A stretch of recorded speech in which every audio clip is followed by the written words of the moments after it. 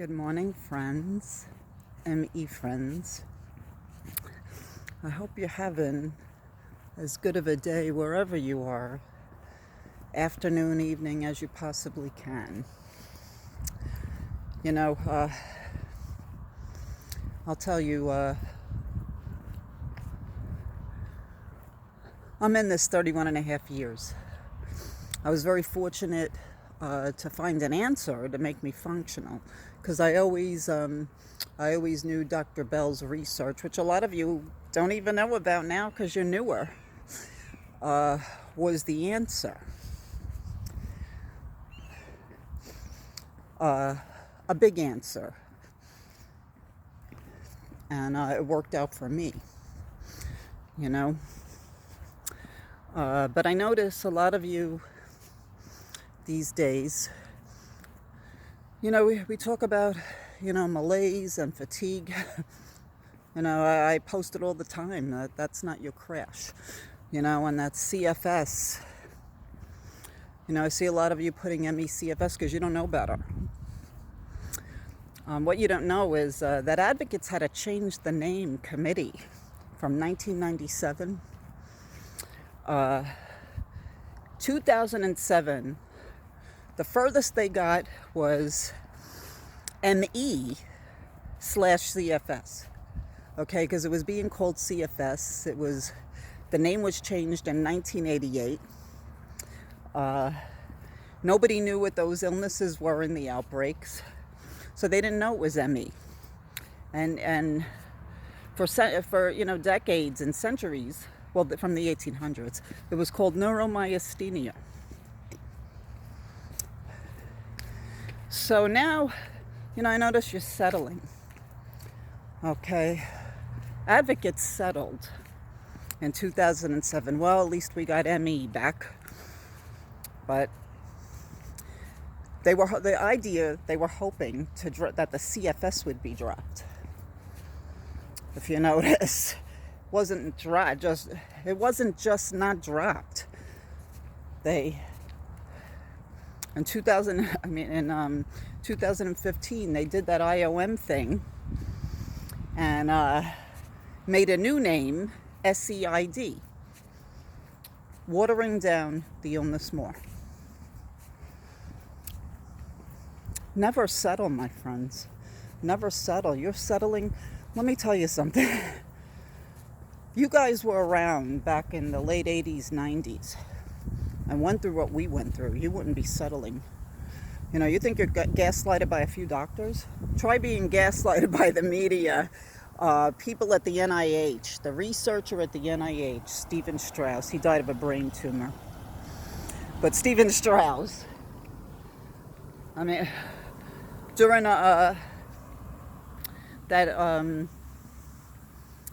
CDC, CFS CDC failure to respond in 1996, Stephen Strauss is on that video saying, from my own research,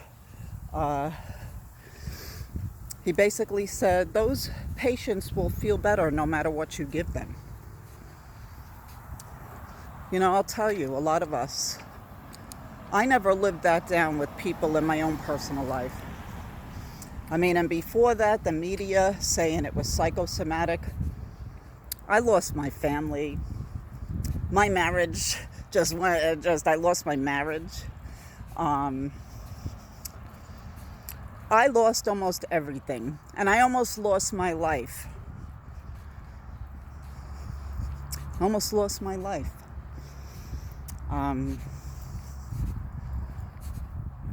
Never give up, friends. Never give up. Don't settle for this everything thrown in the kitchen sink. That's what they're making the illness. A little bit of everything.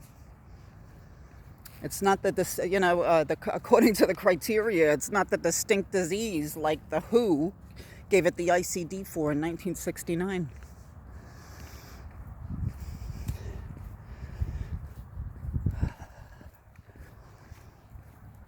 And I had a career too. I was a registered nurse.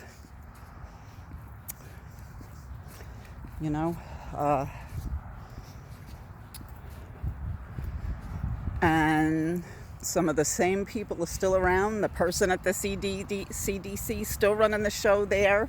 The people at the NIH are still there. The lake by me. It's really a pond, but I call it a lake. It's beautiful here. I'm grateful that I can walk here every day. But I know a lot of you can't. You know, I never gave up. I was on a relentless pursuit, close to 30 years. You know? And I had to go to another field. I had to go over to dysautonomia to get help. I couldn't get it out in this field. Because 90% of patients diagnosed ME, CFS, fibromyalgia, and it's in the old Ramsey and Dowsett criteria, people with ME have dysautonomia.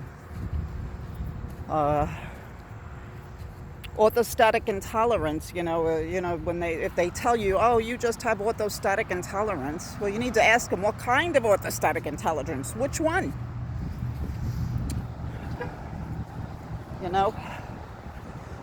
So, and the people that are calling it CFS, the researchers, they're hustling for grants from the NIH. NIH will not give them grants for ME. Okay, that grant committee set up. Okay, somebody gives a grant application for ME. Oh, it's not a real disease, it's a psychiatric disease.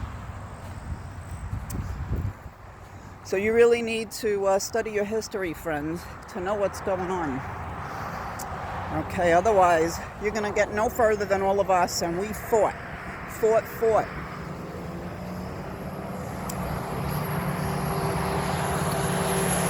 Anyway, I write blogs, I do some videos, I don't get a whole heck of a lot of response, and I probably won't get a lot of response from this. But you keep settling, mark my words, they're going to keep watering it down. You're not going to know what you got. It'll be worse from when you started. Have a good day, people.